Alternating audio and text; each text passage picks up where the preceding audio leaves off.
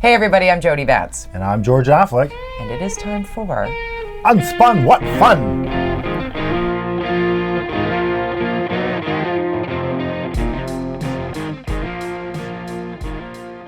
Good times are afoot. Silliness this week. Silliness in Europe. Let's start there. Yeah. Okay, so setting the scene. Well, the worst nightmare of anybody. As you know, in broadcasting and in politics, mics, you assume, are always on. Oh yes. Even if you're not around one, but if I always assumed when I was there's somebody recording me somewhere, and believe me, that's dangerous because I'm known for sometimes saying, am I right, Amanda? Stupid things that are inappropriate for whatever reason, and you're pretty good. Yeah, you're pretty good. I have to say. I mean, everybody slips up and says the thing that you're like, "Ooh, sorry." But you're actually very, because you and I have private conversations often when talking about this, and even when you make a funny, you're thoughtful in that. But there are some people that go too far. Yeah. So in that sort of vein, yes, bring it home. Being at what's it? COP 25. What is the gathering called? Wasn't again? it the NATO? Yeah. 70. NATO 70. NATO 70, not COP 25. NATO 70. I thought I saw a backdrop of something over.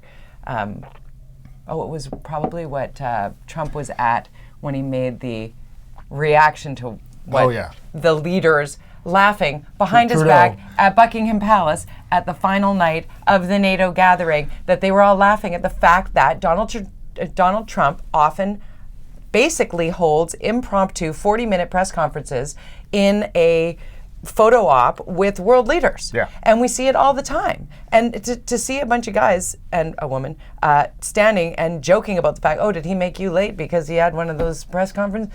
I felt so much satisfaction to know that they're actually having that conversation too. It certainly is interesting how I think that because in all other respects, if this had happened to a leader of America that people liked, there's people who like Trump. Don't get me wrong. Don't get angry, but there are generally the consensus of everybody else outside of America. There's a lot of dissatisfaction with Trump, and if it had been a leader that they all liked, perhaps, then and Trudeau saying something like this. Very bad move on his part. I mean, I think that I had always had a policy, drinking a beer, like drinking in general as a politician, especially when there's cameras around, it was a bad idea. In fact, if you try to find a picture with me with alcohol in my hand when I was elected, you'd be bad optics behind me. And so that's one thing. But in a time when we're living in this kind of crazy world, it seems that this has actually helped Trudeau, and people are like high-fiving, and Biden makes a commercial with it.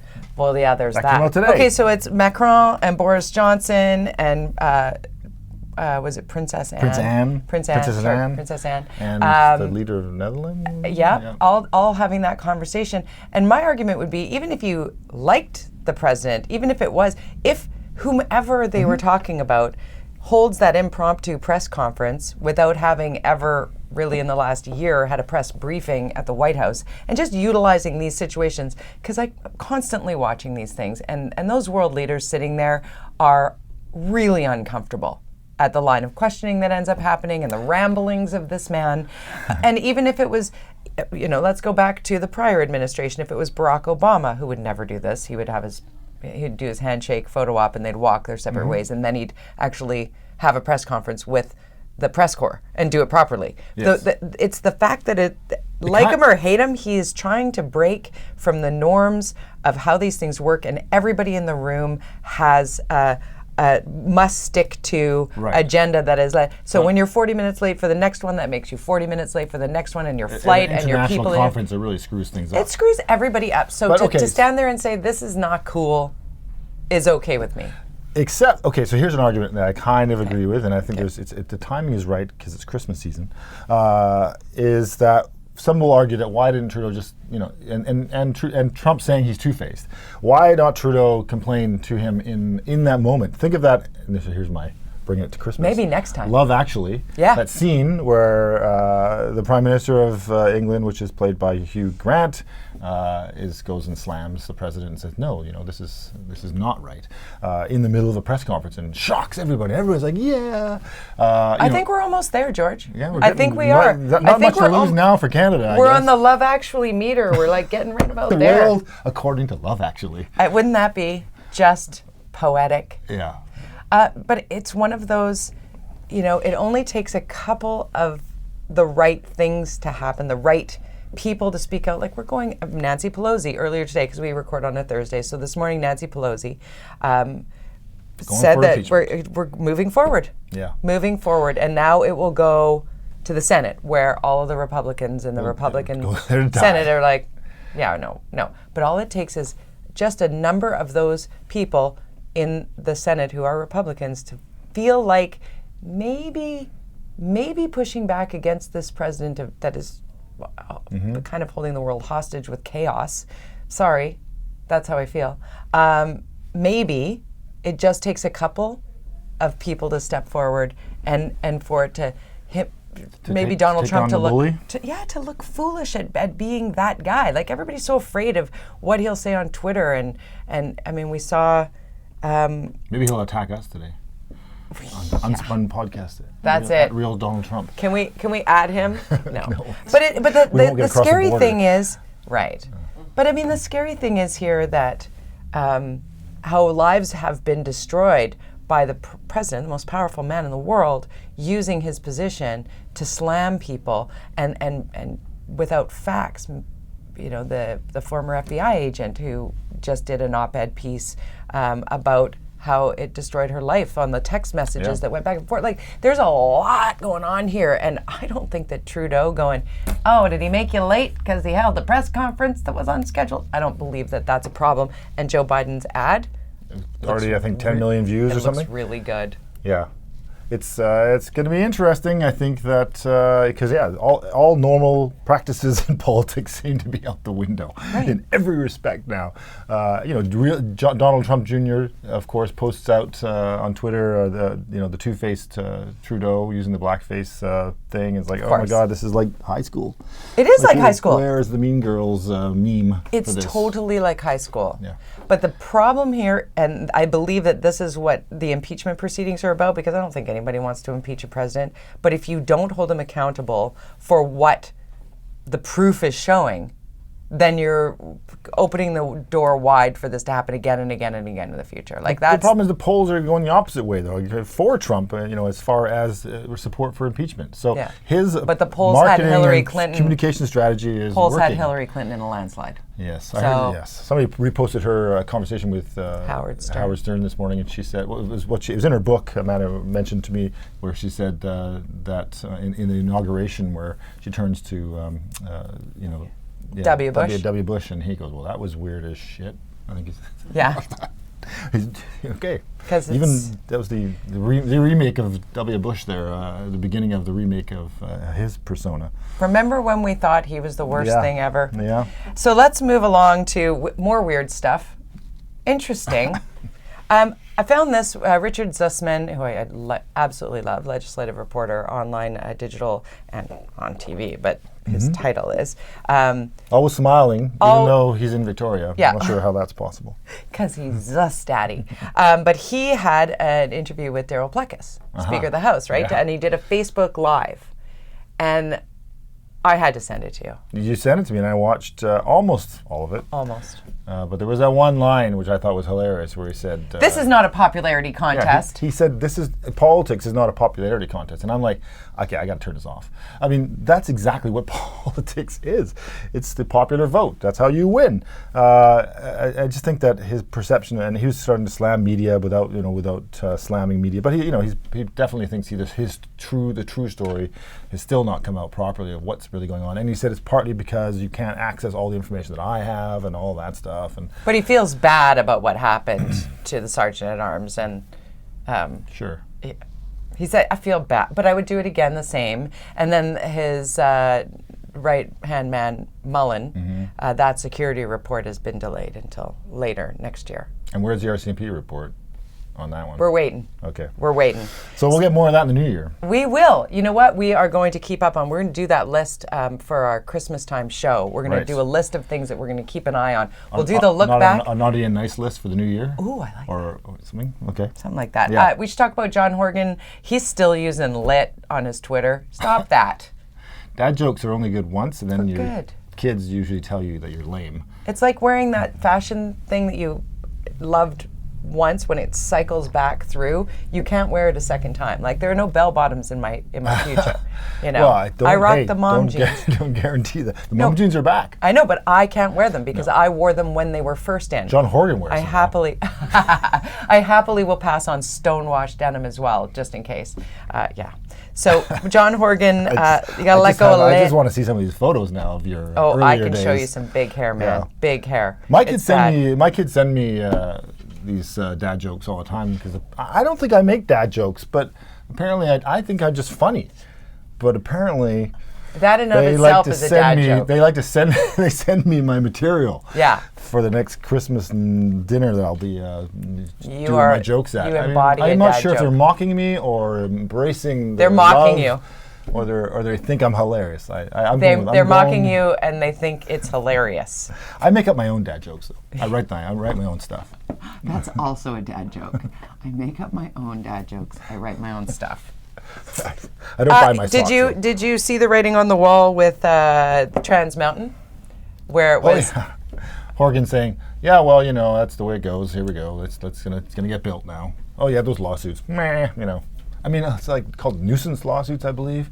So they've started construction in Edmonton. Obviously, no protests yet.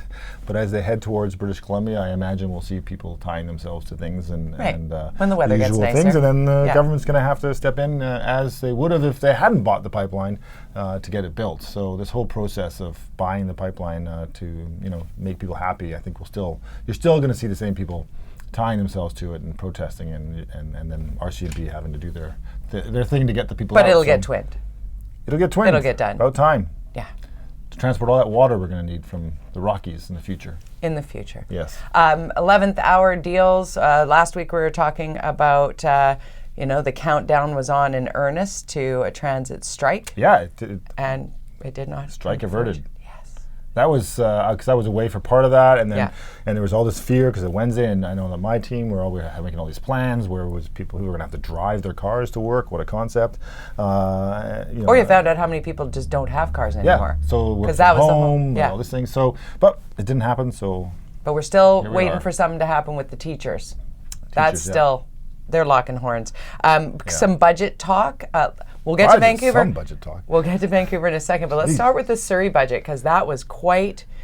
Yeah, totally different world in Surrey than in Vancouver. Here they are. They're spending a lot of money. They're moving money around, but they're not spending money on some of the priorities, like policing of the current police force. Yeah, so they're diverting that money into building up their new police force, and clearly people in Surrey were not happy. Because every morning we're waking up to another shooting in Surrey. Yeah, and even one of the councillors who said, I live in Newton, I think he said. And, yeah. And I said, it's getting out of control. Rootin' tootin' Newton.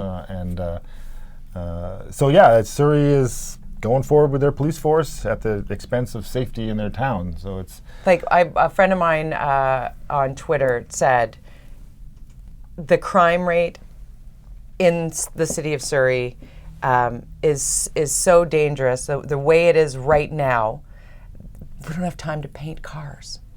And that's what the things that paint cars. Like, here's the new look police car for the force. The criminals are painting cars all over Surrey. No, but you don't actually have a police officer standing there. There's not like a force coming in as this force is being depleted. Right. And when you're hearing from high level RCMP saying, this is not good.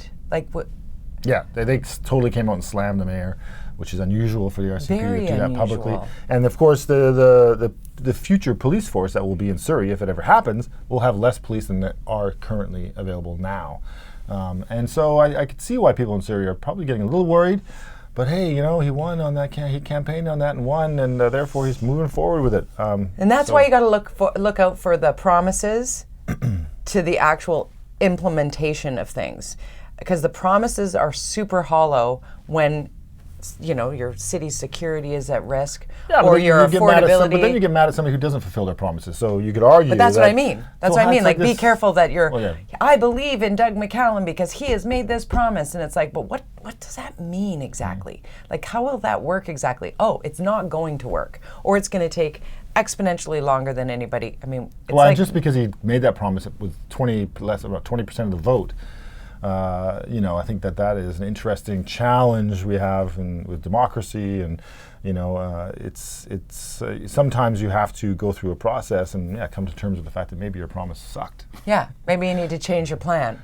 Yeah, or revisit why your plan is in place. He seems to have the solid support of the majority still. They don't seem to be, if they were going to leave, I think they would have left by now.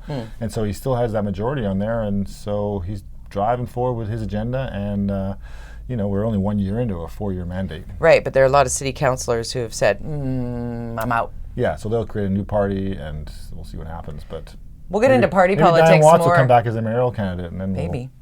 Vancouver, let's get to Vancouver. The budget. I've seen you very active on Twitter on this particular budget. It's property taxes. Well, this was my big thing when I was in office, and I felt that the vision, their 4%, 5%, 6% budgets were ridiculous. And this one now, without vision, is 8.3 plus at 9.5 or 9.4 or whatever it is. It's in there. It's huge increase in the budget. And so the budget in the 10 year. So I was elected in 2011. The operating budget then was around 960 million, if I recall. 960 million. And now this new budget is over 1.6 billion. So you're up 700 million. That's about in 100 million additional almost doubled every year, almost doubled in less than 10 years. And what do we have to show for that? Let's look around the city and see how great things are. Oh wait, I mean that's overflowing the problem. garbage cans, Oppenheimer Park, downtown broken East Side. sidewalks, downtown East Side, like nothing. My park in my fixed. neighborhood, anywhere. Parks, of course, have been run by the park board, but all their money was pulled by Vision in their first couple of years, so that they've never got that funding back. But no affordable housing. I mean, how long have we been talking about the homeless problem in Vancouver? More than 10 years. And that budget has doubled, and we legitimately don't have. Well, the fact is that the reason the budget is doubled is because is a whole bunch of other reasons. It has nothing to do with housing, because operating budget is not housing. The capital budget is housing. See, I always get this confused. So you got two budgets at City Hall. You got capital and you got operating. Yeah. And the capital budget for this year is over $400 million. The highest it ever got when I was in there was $200 million. So that's doubled and too. I always voted against that. Yeah. So that's doubled as well. And so $400 million, by the way, you had to borrow that money. To pay for that money that you borrow, well, some of it comes from community amenity contributions, but half of that budget is coming from community amenity donations from developers. The other budget, the operating budget, is 1.6 billion. 8.5% of that budget is used to pay the debt that you collect from capital. So you're using over $100 million a year to pay down the debt over here. And so so my concern of the budget, amongst other things, is that what happens. So we talk about Adrian's Carr's point, it's only a cup of coffee. Today, a big story came out about the price of food going up significantly in all categories. So that's, we talk only vegans are going to be okay. Yeah. The rest of us are even screwed. Vegetables are going up 3 or 4%. Yeah. So you have your basket of goods. When you talk about, people say the rate of inflation and all that stuff, but you have to think about the basket of goods of what it costs you to live your life. And the way the federal government, in their sense of the process they choose to figure out that number, includes everything from gas and food, as well as taxes, but but they base the tax number on as if you were a renter. And so everybody, even if you're an owner, is based on a renter. So they don't take into account the potential risk of interest rates. And this is my biggest concern about governments outspending what they can manage in the future, because right now we've lulled into this low interest rate for so long, and maybe it'll last forever, maybe. But what happens if it doubles? If it doubles to what it was or more when than I doubles. first bought a place in 1995, it was 8-9%. Yeah. Suddenly the Friends servicing who said in the mid 80s it was 18%. Yeah, my parents lost everything in 1982, and there was 22%. It was like a mafia. So what happens if that rate doubles? So there's a double whammy here. We're talking about the government here in Vancouver, for example, is paying this debt at this low interest rate. Well, if that interest rate doubles, what's the ramifications of that? Is it 20 million more per year, 30, 40? On that 400 million. To manage that debt. Yeah, that 100 that's million just 1 year. all of We're a sudden talking becomes billion of debt. Yeah. So and that's where our affordable housing is coming out of. That's where that's not even, we'll get into that. So double whammy. Interest rates double for the city. They have to pay this debt. Where do they get that money from? Taxes. So if, let's say, your servicing of that debt goes up by $30 million, that represents about 6% tax increase. 5% tax increase. Okay, so now I have to pass that along with other tax increases. So that's just to service that debt. But then you, as a homeowner or a person who owns a rental building, has a mortgage. What happens if that doubles? So now you've got food going up. If it doubles, I'm done. So $100, $200, $500. What if I'm making $60,000 a year? And this year alone, through taxation in this country, I would say that most people are probably paying $500 to $1,000 more in taxes. That's a lot of crazy money. Yeah. And so this irresponsible response by Adrian Carr, it's a cup of coffee, and the fact that I have so many cups of happening. coffee, I can't even afford coffee. I'm in my home. Full to the brim. It's not one cup of coffee, it's... So this basket of goods is really concerning. Yeah. I think that the council needs to send this budget back. I think that $1.6 billion is too much money for the city. And in fact, as you mentioned, what are we getting for this? Where am I seeing a difference besides the 43 communication staff that are still sitting there? How much are they City worth? Hall, they're about $100,000 a person per year cost to the taxpayer for those people. So I don't understand. Have there been any cuts since Mayor Stewart? Has anything happened since that's last year besides 150 motions that are costing us $20 million? Has there been any upside? Has he brought any of the promises that he made? Well, housing, no, because he's actually not even keeping up to what we put in place before I left. Okay, so that's that's a he's no. not keeping up. He's no in that, which is, I don't know how he's managed to pull that off. And then you look around this Oppenheimer Park. While it's not his responsibility, he said he wants Downtown to fix East Side is. Downtown East Side is. What a mess that is. He just does photo ops and stuff so far. Yeah, and now the market's going crazy again. So the price of homes are going up again. Is that his fault? Yeah. But it's what is being solved? What is being done with this $1.6 billion and a $400 million operating capital budget? Are we ever getting to a place where there's transparency on that? Because who was it that tweeted?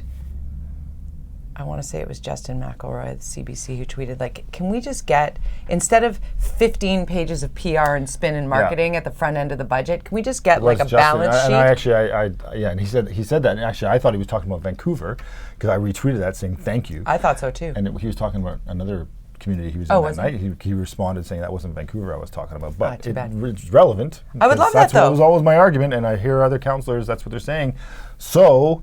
let's see the line items. Yeah, but let's see. What drives me crazy, the first thing that should have happened in this new council in Vancouver, and any new council where it's complete rollover, new people. Yeah, we blew it up. The voters blew it up. You need to assess what's going on, and you need to bring a third party in. Vision did this. They had a core review. It cost $10 million.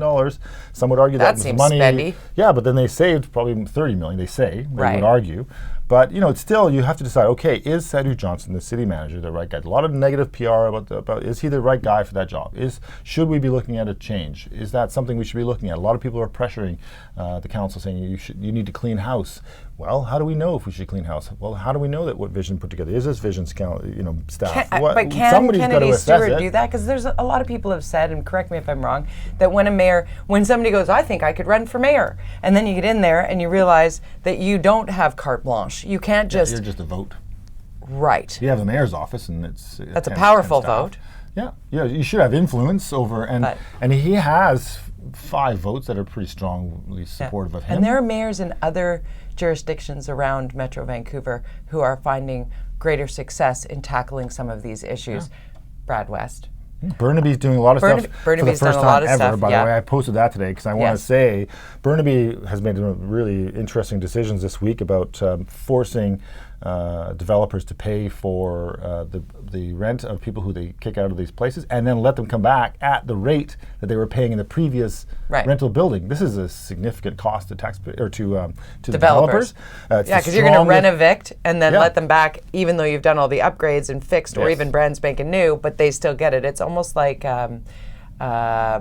what's the rent control? Mm-hmm. A little bit, yeah. Little bit. Those people who have because homes. When that person, who's already there, if they leave, then they can raise the rent, right? So this is the strictest. But Burnaby did nothing for years, and they've only had 2 new people that have replaced. The mayor got booted, and then they got Joey Keithley, and I think and so they have. But the council is pretty much the same people that have been operating and saved almost $2 billion in money in the bank for them. But for years. They were relying on Vancouver. Everybody's been relying on Vancouver to build all this housing, all this rental housing. Finally, Burnaby's doing its test, but everybody else needs to sign up to this rental. Burnaby is built. Blown Market up. rental, I don't care what rental, because Vancouver can't do it on, as I have always said, cannot do it on its own. It can't afford it. And part of the reason we have an 8.2 budget increase is because of decisions that Vision made related to rental housing, costing the taxpayers money. This housing file is the reason our taxes are going up crazy, mainly. So And those two budgets that you said, no, that's this budget and this budget, they we have to actually blow the are money, attached. the connection They're to the debt, attached. to the managing all that. Right. And then so Maybe we have to revisit how it all works, which takes me to my column, which was from last week, because we were talking about the spinning chandelier, right? Public art. the world's greatest public. What did the mayor say? He said the greatest public art in the history of Vancouver. Okay. So I did a little research. Check out my column at theorca.ca. Also should note, follow George at George_Affleck. And we By hear the way, that I just want to know, not for long potentially. I know! Twitter. You say it. You and I Twitter have the is same booting brain. out people who've been sitting on their names. So George Affleck, I'm coming to get you. So we're gonna get rid of- his 2007 was the last time he posted 3 times, and I can't get this. But maybe I don't want to change it now because Because you're underscore. I've got this We whole dig it. brand But now. yeah, get both. Get both. Yeah. So at Jody Vance, at George_Affleck, at UnSpun podcast. But you can, obviously, you're listening to this podcast or watching us, so you found us somewhere, or you download your podcasts. But the Orca has my weekly column, and the middle this week, I actually very much want to find middle on public art. And doing a little research, it was 1972 when a piece of public art was unveiled. Too much controversy, pushback, and backlash. And that piece of public art was the girl in the wetsuit Oh yeah. on the north side of Stanley Park that everybody calls the mermaid because it looks like the mermaid in Copenhagen. And I did some research on that. People were so mad at the expenditure on this bronze statue. The backlash was significant, Okay, so what we're seeing with the chandelier, not new. People, and then I started doing the math on how many pieces of public art, engagement rings, Inukshuk, Laughing Men, the Big Birds. Well, laughing. Chip Wilson bought those. Right, but I mean, it all starts whether it's Bernal or public, whatever. We got a lot of public art, and maybe it's time to revisit how much more we need. Have you seen the lead up to the causeway going into Stanley Park? Those interesting sort of paper airplane aeronautic kind of looking things. Right. Also part of it. Like all of these pieces of art. It's important. Car pile over there. Car totem. Car totem. Some people really love it. That's the East problem Van with art. Cross. Right. But is it time that we start looking at what the public art budget is, as we discussed last week, where developers have to pay a certain amount of money to the city for public art, and maybe we look at those budgets and say, how about they have to build, like on that piece of property at the south end of the Cambie Street Bridge, they take a chunk of that budget, and the developers who build for a living have to build something where artists can then go. There is a challenge, I will say, and I like, because we did do this. Yes. Sam Sullivan brought in this whole process of CACs and being artist space or nonprofit space. The challenge a lot of these groups are having with these spaces is they have to pay the taxes on this. Right. The irony is thick. So we gave them a space, a subsidized rent, basically, but they have to pay this enormous taxes, so they can't afford to stay in these spaces. Can we change it? You can waive taxes. You can give grants back. Can we put a community garden around the artist space and there's no property tax? Because there are some big chunks of land that are owned by big corporations that have community gardens on them, and they don't pay property tax. We're out of time. Oh, I'm so mad. So it's good to get mad. Bye.